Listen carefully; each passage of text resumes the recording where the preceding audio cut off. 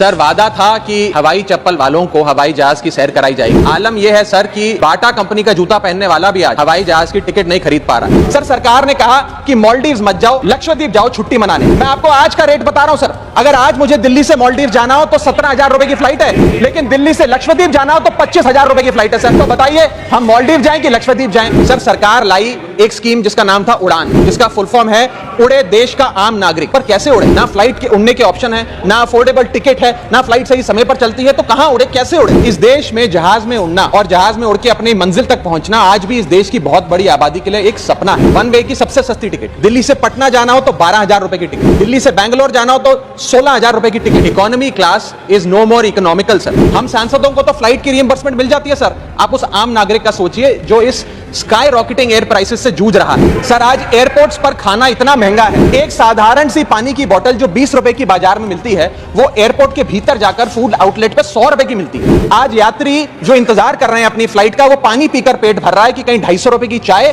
और 350 रुपए का समोसा ना खरीदना पड़ जाए। बताइए सर एक आम आदमी एयरपोर्ट पर अपने जहाज का इंतजार करते हुए क्या एक चाय नहीं पी सकता? क्या इस पर कोई रेगुलेशन नहीं होना चाहिए? क्या कोई अफोर्डेबल कैंटीन का मैकेनिज्म नहीं होना चाहिए? 1 kg अगर एक्सेस बैगेज हो जाए तो फ्लाइट आपसे हजारों रुपए का किराया वसूलती है, लेकिन कई घंटों के डिले के लिए क्या फ्लाइट हमें कॉम्पनसेट करती है? सर हमें इस देश में एयर यात्रा को लग्जरी ट्रैवल नहीं बताना सर, आम ट्रैवल बनाना है जैसे कि ट्रेन का है।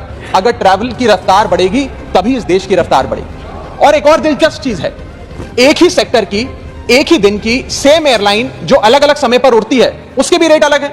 आपको सुबह 10 बजे दिल्ली से बंबई जाना, उस एयरलाइन से उस तारीख पे आपको एक रेट मिलता है। 2 बजे की दोपहर की टिकट लेते हैं उसी एयरलाइन पे, उसी दिन पे वो उससे दोगुनी हो जाती है। न जाने क्या लॉजिक है। हमारे देश के एयरपोर्ट्स बस अड्डे जैसे बन गए हैं, बस अड्डों से बदतर हालत, बदतर व्यवस्था देश के एयरपोर्ट्स पर है सर। टर्मिनल 1 चले जाइए दिल्ली के, टर्मिनल 2 चले जाइए दिल्ली के, आप हालात देखिए, सिक्योरिटी लाइन से लेकर चेक इन लाइन तक लोग लाइनों में खड़े हैं और लाइनों में खड़े हैं और उसके बाद उनकी फ्लाइट भी इस चक्कर में मिस हो जाती है। एक मुसाफिर सही समय पर फ्लाइट नहीं पकड़ पा रहा क्योंकि वो बेचारा चेक इन और सिक्योरिटी लाइन में ही फंसा रहता है। इतने ओवर क्राउडेड एयरपोर्ट्स आज हमारे देश के बन चुके हैं। सर एक आम नागरिक अपनी मंजिल पे, अपनी डेस्टिनेशन पे पहुंचने के लिए, जल्द पहुंचने के लिए कभी कभार ट्रेन यात्रा या बस या गाड़ी की यात्रा नहीं करता, वो महंगी टिकट खरीदता है। महंगी टिकट खरीद के अपनी मंजिल पे समय पे पहुंचना चाहता है। और कुछ ऐसे भी लोग हैं जो आर्थिक तौर पे सक्षम नहीं हैं, लेकिन आपातकालीन परिस्थितियों में, इमरजेंसी सिचुएशन में वो भी महंगी जहाज की टिकट खरीदकर जहाज की यात्रा करना चाहते हैं, अपनी मंजिल पे पहुंचना चाहते हैं। लेकिन क्या वो अपनी मंजिल पे समय पर पहुंच जा रहे हैं? निर्धारित समय से 3 से 4 घंटे लेट आज जहाज चलते हैं। और खास तौर पे छोटे शहरों के जो एयरपोर्ट्स हैं वहां पर तो मैक्सिमम डिलेज देखे गए हैं सर। 1 kg अगर एक्सेस बैगेज हो जाए तो फ्लाइट आपसे हजारों रुपए का किराया वसूलती है, लेकिन कई घंटों के डिले के लिए क्या फ्लाइट हमें कॉम्पनसेट करती है? मैं आज माननीय मंत्री जी को कहना चाहूंगा कि कुछ ऐसा मैकेनिज्म बनाए कि हर घंटे के फ्लाइट के डिले के लिए एयरलाइन आम यात्री को कॉम्पनसेट करे, उसकी जेब में पैसा डाले। सर सरकार लाई एक स्कीम जिसका नाम था उड़ान, जिसका फुल फॉर्म है उड़े देश का आम नागरिक। पर कैसे उड़े?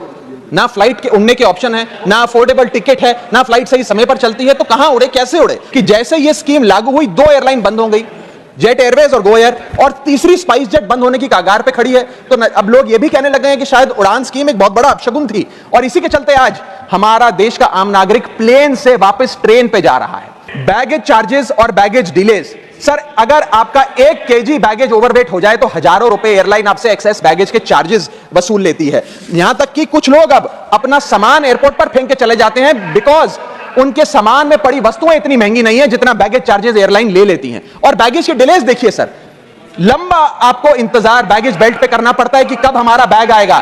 जब स्क्रीन पर देखते हैं तो स्क्रीन पर लिखा आता है बैगेज ऑन बेल्ट, लेकिन बैगेज ऑन बेल्ट नहीं होता। सिर्फ 2-3 बिजनेस क्लास पैसेंजर्स का बैग आता है और न जाने कितने मिनट एक आम नागरिक को इंतजार करना पड़ता है इस एक्सेस डिले के लिए, या इसको एक स्टैंडर्डाइज करने के लिए कोई प्रोसीजर सरकार को बनाना चाहिए। एयरपोर्ट्स पर पार्किंग का ठेका किसी एक कंपनी को दे देते हैं और वो मनचाहे दाम वसूलती है। खास तौर पे छोटे एयरपोर्ट्स पे 200-250 रुपए प्रति घंटे की कार पार्किंग चार्जेस देनी पड़ते हैं। आज आप दिल्ली के एयरपोर्ट चले जाइए, 220 रुपए प्रति घंटा गाड़ी का चार्ज लगता है। और अगर आपने कोई कैब टैक्सी बुक कर ली तो उसका भी मोटा बिल आता है, क्योंकि वो टैक्सी वाला भी expensive car parking charges, airport charges अपने बिल में जोड़कर आपको सुनाकर सर ये था फ्लाइट में चढ़ने से लेकर फ्लाइट में उतरने का। मैं अंत में 4 पंक्तियां सुनाकर अपनी वाणी को विराम दूंगा और आज इस देश के आम नागरिक, आम यात्री का दर्द इन पंक्तियों में आप तक पहुंचाने की कोशिश करूंगा।